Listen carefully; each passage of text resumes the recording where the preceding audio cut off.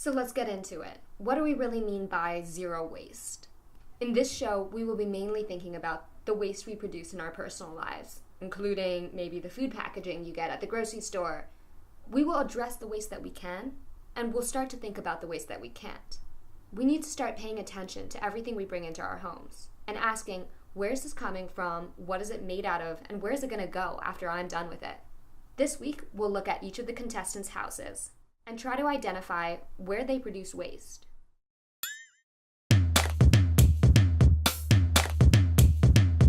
Four contestants in Providence, Rhode Island make the journey to declutter their lives and say goodbye to their trash cans.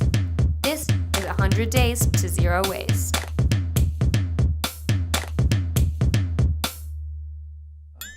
It seems to me to be more about what I bring in and then what I store leftovers in. And also, Can we take a look? Sure. Yeah, you'll see a lot of plastic junk in there.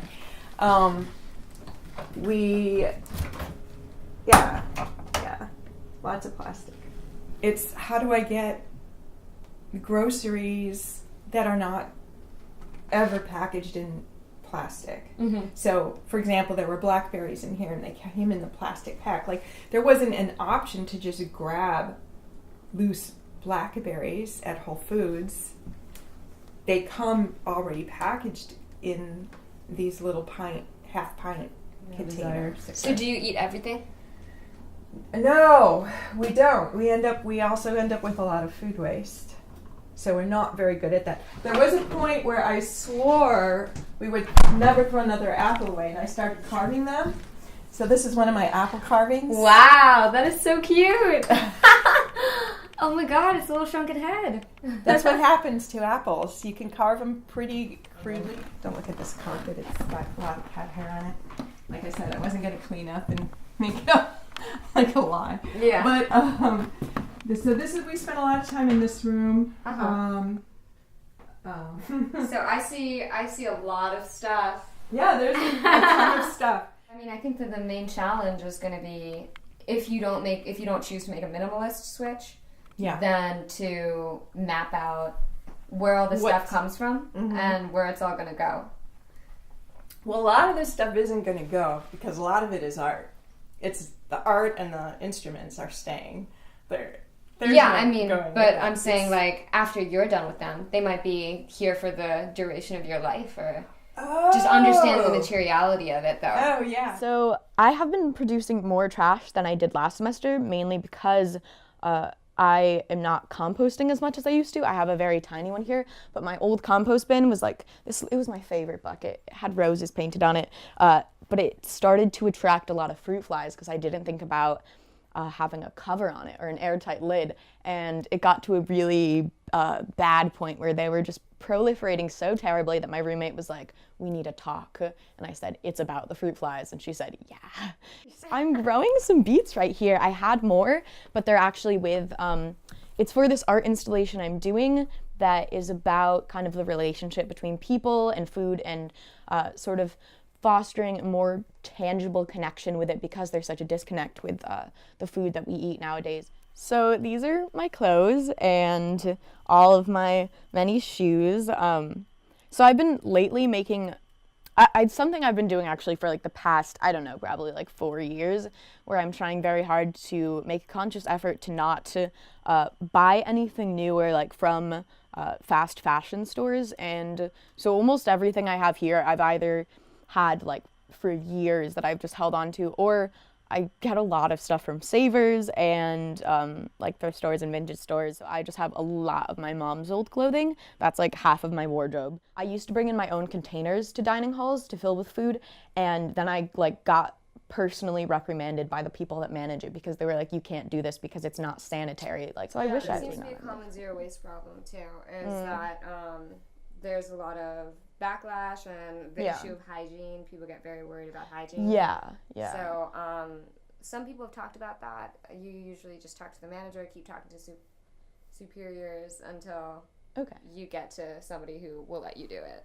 All So right. if you want to try that again too, once the challenge starts. Yeah, that's might what I be a think good I'll idea. have to do. Sure. Well, we just moved into this house a few months ago and we're renovating parts of it right now. We have been buying our appliances used. Oh wow. Yes. So it's made from reclaimed wood from mill floors. So all the materials in it are totally recycled and reused into this really beautiful piece. So I think an important aspect of zero waste is just loving the things you own and not owning a ton of them.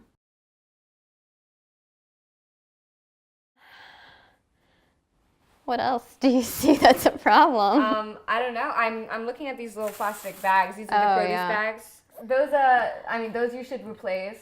What? Where am I gonna buy my tortillas if they come in these bags? We'll have to see like what you're willing to do, and maybe it is recyclable. So we'll like walk through that and we'll figure it out as we go along and look more closely at everything. Okay. But don't feel like you're scared or anything right now. You're gonna look further into the corners of my life. Yeah, exactly. That's what you signed up for.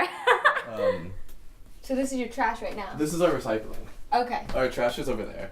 Okay. Take a look. And our trash can is smaller than our recycling because we definitely go through a lot more recycling.